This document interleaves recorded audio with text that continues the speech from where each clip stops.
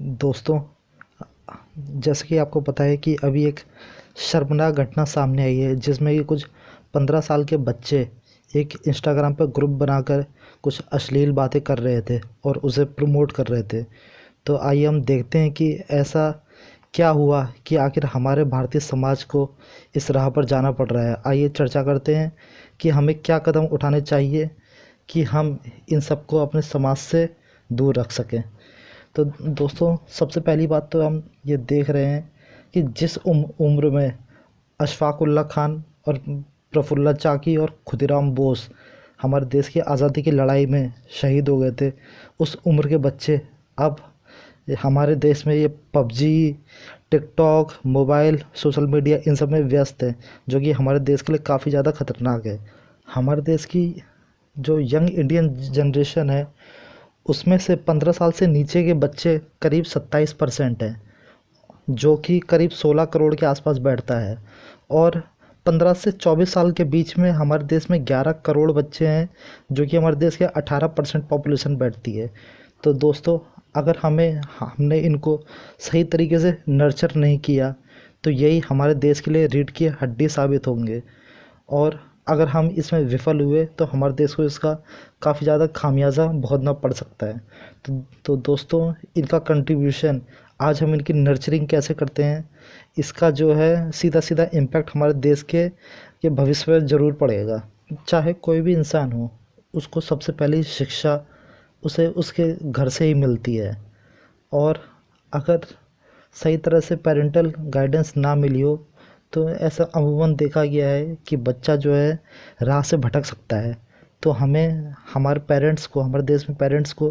कम से कम ये कोशिश करनी चाहिए कि उनका बच्चा जो है वो सही रास्ते पर ही जाए। इसलिए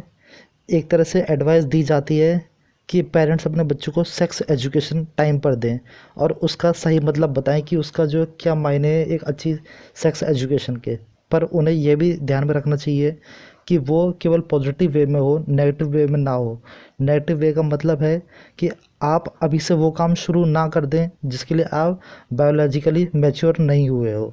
और पेरेंट्स को ये भी ध्यान रखने की ज़रूरत है कि उनका बच्चा आखिर इंटरनेट पे क्या करता है, अब वो कहीं उसका मिसयूज़ तो नहीं कर रहा। तो इसलिए इस पेरेंट्स का रोल भी काफ़ी ज़्यादा महत्वपूर्ण है इन सब केसेस में। इंटरनेट किसी भी देश के लिए एक शक्तिशाली हथियार होता है,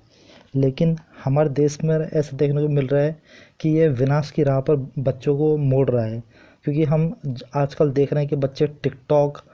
पबजी, पॉर्न, सोशल मीडिया इन सब में ज़्यादा जो है व्यस्त रहने लगे हैं। तो जो इंटरनेट प्लेटफॉर्म है इनको कम से कम ये ध्यान में रखना चाहिए कि ये 18 साल के बच्चों के लिए एक स्पेशल प्लेटफॉर्म बनाएं जिसमें कि रेगुलेशन और गाइडलाइंस का स्ट्रिक्ट पालन हो सके। Ethics, morality, values and attitude, इनको हम अपने सिलेबस में जोड़कर बच्चों को एक अच्छे भविष्य की तरफ मोड़ सकते हैं। हमारे देश में, हमारे समाज में हाँ, कभी भी इसकी तरफ ध्यान नहीं दिया जाता कि हम नैतिकता को बढ़ावा दें, और हम हमेशा जो है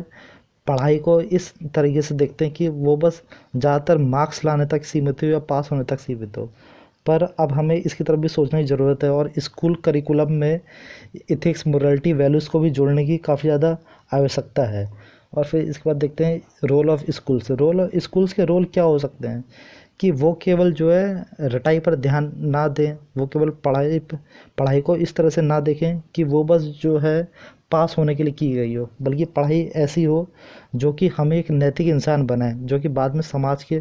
को आगे बढ़ाने में योगदान दे सके। अब इसी में जो रोल होता है वो होता है टीचर्स का। टीचर्स एक अच्छे गाइड हो सकते हैं बच्चे के लिए, क्योंकि काफ़ी ज़्यादातर बच्चे ऐसे होते हैं जो अपने घर में पेरेंट्स से बात करने में शर्माते हैं,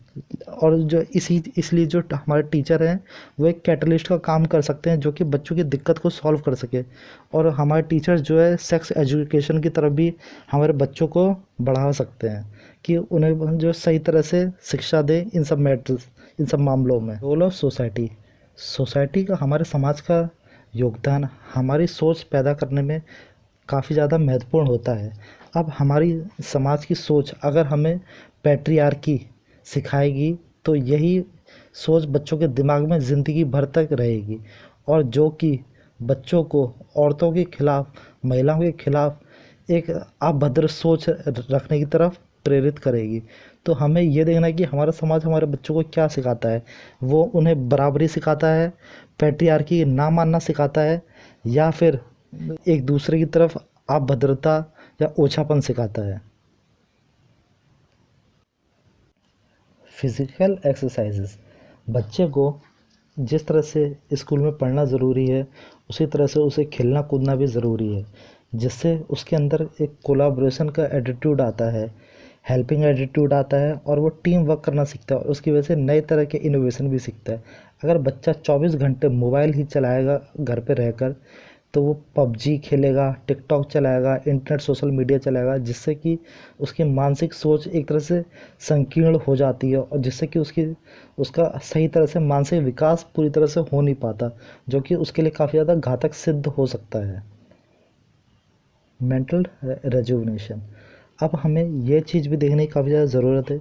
कि जिन बच्चों के अंदर ऐसी सोच पैदा हो चुकी है उसे हम किस तरह से हटाएं और उन्हें किस तरह से समाज में वापस लेके आएँ। इसलिए हमें ये ध्यान देने की ज़रूरत है कि हम उनकी प्रॉपर काउंसलिंग करें, उनको रिहैबिलिटेशन सेंटर में डाल के उनकी सही तरह से नर्चरिंग करें, उन्हें योगा करने के लिए प्रमोट करें, उन्हें हम ये मेडिटेशन करने के लिए प्रमोट करें, जिससे कि हम उन्हें किसी भी तरह से इन सब विचारों से बाहर निकाल सकें। रोल ऑफ गवर्नमेंट, एक हमारी सरकार को भी पूरी तरह से ये ध्यान देने की ज़रूरत है कि वो इतने स्ट्रिक्ट प्रोविज़न्स बनाए जिससे कि वो सोशल मीडियाज़ को रेगुलेट कर सके, और सरकार को ये करने की ज़रूरत है कि वो अवेयरनेस कैंपेन चलाए ताकि बच्चे इन सब चीज़ों के खिलाफ़ प्रमोट हो सकें, और वो टीचर्स को ट्रेनिंग दे कि बच्चों को ऐसी शिक्षा दें कि बच्चों के अंदर ऐसी भावनाएं ना आए, और सरकार को ये करने की ज़रूरत है कि वो एक अच्छे रिहैबिलिटेशन सेंटर्स बनाए जहाँ से कि बच्चों की अच्छी तरह से नर्चरिंग की जा सके, और उन्हें ये करने की ज़रूरत है कि वो एक एनोनिमस काउंसलिंग सेंटर बनाए। एनोनिमस इसलिए कि जिस बच्चे के भी अंदर कुछ भी ऐसे विचार आ रहे हैं वो गुपचुप तरीके से भी अपनी दिक्कत को सॉल्व कर सके, जिससे कि उसकी आइडेंटिटी बाहर रिवील ना हो। पुलिस पुलिस को ये ध्यान रखने की ज़रूरत है कि वो स्पेशल साइबर टीम्स बनाए जो कि इन केसेस को अलग तरह से हैंडल कर सके जिनमें कि बस बच्चे इन्वॉल्व हैं, और जो पर्सनल्स इसमें हैं इनकी साइबर टीम्स हैं उन्हें स्पेशल ट्रेनिंग दी जाए ताकि वो बच्चों को स्पेशल तरह से ट्रीट कर सकें। और पुलिस को ये ध्यान रखने की ज़रूरत है कि वो जुवेनाइल्स के साथ ज़्यादा कड़ाई ना बरते जिससे कि उनके दिमाग में और ज़्यादा बुरा प्रभाव पड़े। पुलिस को ये ध्यान रखने की ज़रूरत है कि वो सेंसिटिव और स्ट्रिक्ट दो तरह की पॉलिसी अपनाएं, सेंसिटिव टुवार्ड्स चिल्ड्रेन और strict toward misuse of social media. दोस्तों, इस वीडियो के माध्यम से मेरा मकसद बस यही था कि हम इन बच्चों के खिलाफ़ एक सोशल स्टिग्मा पैदा ना होने दें जिससे कि वो हमारे समाज से पूरी तरह से कट जाएं, बल्कि हमें कोशिश करनी चाहिए कि उन्हें हम वापस से अपने समाज का हिस्सा बनाएं और उन्हें अब्यूज़ करके उससे बिल्कुल अलग ना कर दें। धन्यवाद।